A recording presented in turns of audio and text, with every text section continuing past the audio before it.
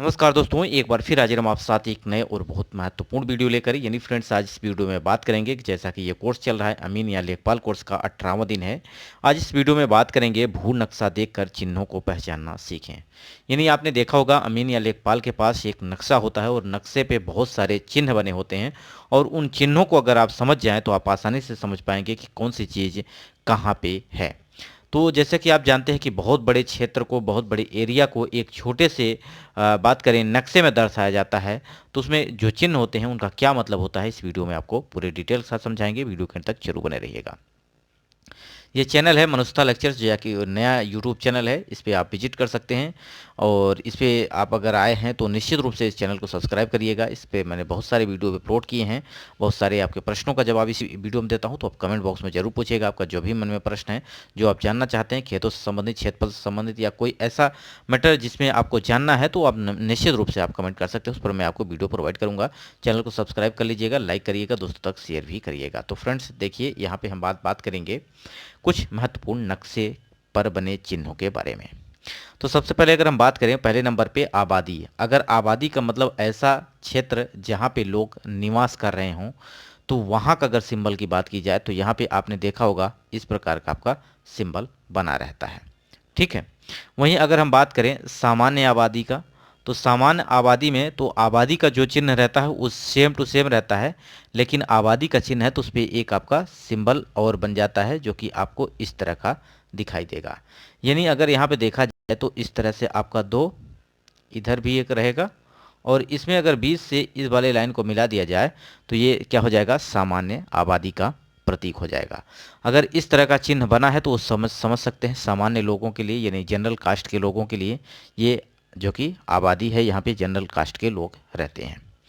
वहीं अगर हम बात करें हरिजन की है, तो हरिजन का भी सेम टू सेम यही होता है, लेकिन उनका ये बीच से यहाँ पे क्या होता है, दोनों लाइनें आपस में जुड़ी रहती हैं।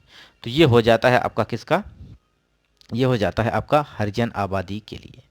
यानी आबादी समझ गए होंगे, ऐसा स्थान जहाँ पे लोग निवास कर रहे हों, जहाँ पे लोग रह रहे हों, उसे आबादी या क्षेत्र कहा जाता है। ठीक है। अब हम बात करते हैं चौथे नंबर पर चक मार्ग। चक मार्ग मतलब होता है चक रोड। चक रोड का मतलब होता है कि ऐसा मार्ग जो कि आपकी चक से निकल रहा हो। जैसे आपने देखा होगा कि अगर ये आपका खेत है, ठीक है, और यहाँ पे भी एक खेत है, तो इन दोनों को, खेतों को आने जाने के रास्ता की ज़रूरत होती है। कि मान लीजिए इधर भी है, आगे भी है, तो ये किसी के बाधक ना पड़े। यानी एक खेत से दूसरे खेत से जाने के लिए, चाहे आप गाड़ी ले जा रहे हो, चाहे आप ट्रैक्टर ले जा रहे हो जुताई करने के लिए, चाहे आप वहाँ से फसल ला रहे हो, तो वहाँ पे एक मार्ग निकाला जाता है जो कि चक मार्ग, जो कि चकबंदी के इस समय इसका प्रयोग किया गया, यानी निकाला गया था। तो चक मार्ग भी निकाला जाता है। चक मार्ग मतलब ऐसा मार्ग जो आपका एक चक से दूसरे चक में जाने में इस्तेमाल किया जाता है। तो वो जगह छोड़ी जाती है सरकार के द्वारा, उसका सिंबल जो बना होता है ये आपका इस तरह का सिंबल बना होता है। ठीक है।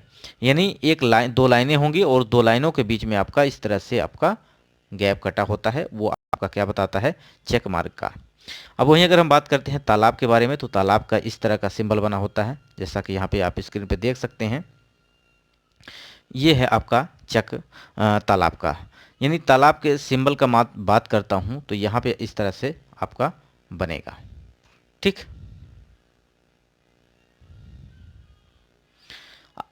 अब आगे चलते हैं। अगर आपने देखा हो कुएं का सिंबल जो होता है ये इस तरह का होता है। अब कुआं भी आपका दो प्रकार का, एक कच्चा और एक पक्का।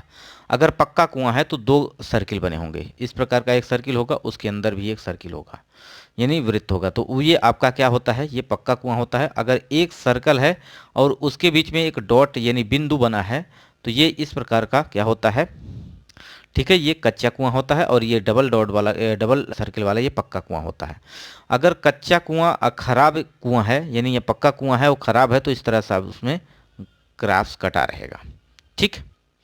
अब यहाँ पे देखें तो नवीन प्रति का सिंबल आपका किस प्रकार का बने रहेगा, ये आपका इस तरह का नवीन प्रति का बना रहेगा।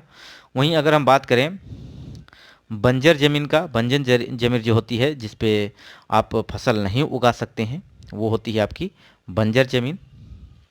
नवीन प्रति का मतलब होता है ऐसी जमीन जो कि तैयार है खेती करने के लिए।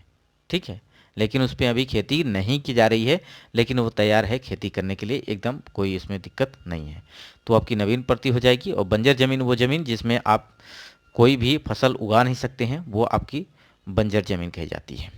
तो ये आपका डॉटेड बना रहेगा, इस तरह से डॉटेड बने रहेंगे, वो आपका बंजर ज़मीन हो जाएगी। वहीं अगर बाग है तो बाग का ये आपका सिंबल बना होगा इस तरह का, तो आप देख कर समझ पाएंगे। वहीं अगर स्कूल की बात करें जाए तो ये आपका अंडाकार यानी अति परवलयाकार का एक सिंबल बना होगा, जो कि आपका बताएगा कि यहाँ पे लोकेशन पे क्या है, स्कूल है। वहीं अगर थाना है तो थाना पे यानी सर्किल के ऊपर एक बॉक्स बना रहेगा, वो आपका क्या बताएगा, ये आपको बताएगा कि वहाँ पे इस प्रॉपर स्थान पर क्या है, थाना है।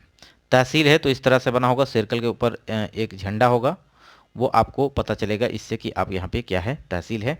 वहीं रेलवे लाइन है तो रेलवे लाइन का क्रॉस चिन्ह बना रहेगा, आप जैसे देखकर भी पहचान पाएंगे कि इस तरह का होता है, रेलवे लाइन यहाँ से निकली हुई है।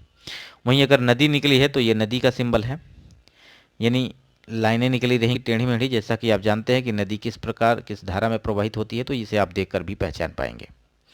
वहीं मंदिर की बात करें तो मंदिर दिख रहा होगा आपको, मंदिर भी एक मंदिर की तरह दिखेगा एकदम, कोई इसमें पहचानने में आपको दिक्कत नहीं होगी, तो इस तरह से आप इसको पहचान पाएंगे। मस्जिद है तो मस्जिद का सिंबल बना रहेगा। वहीं अगर कब्रिस्तान है तो इस तरह का सिंबल बना रहेगा, ठीक। तो ये कब्रिस्तान का हो जाएगा। खलिहान यानी खलिहान जहाँ पे आप अपनी फसलों को काट कर रखते हैं उसे खलिहान कहा जाता है, तो खलिहान है तो इस तरह का आपका सिंबल क्रॉप यानी फसल का चिन्ह बना हुआ होता है। वहीं सीमांतर की बात करें तो सीमांतर का सिंबल इस तरह का होगा। अब सीमांतर का मतलब समझें तो ऐसा घोटक चिन्ह, जैसा कि आप जानते हैं कि दो गांवों के बीच अगर कोई जमीन कोई सीमा साझा कर रही है तो वहाँ पे आपका इस तरह का सीमांकन चित्र बना होता है। जैसे एक गांव ये है और एक बगल में गांव है, तो इस गांव की दूसरे गांव से ज़मीन कहाँ पे आपस में क्या कर रही है, सीमा बना रही है, यानी दोनों गांवों की सीमा कहाँ पे टच हो रही है, ये आपका सीमांकन यानी सीमांतर कहा जाता है।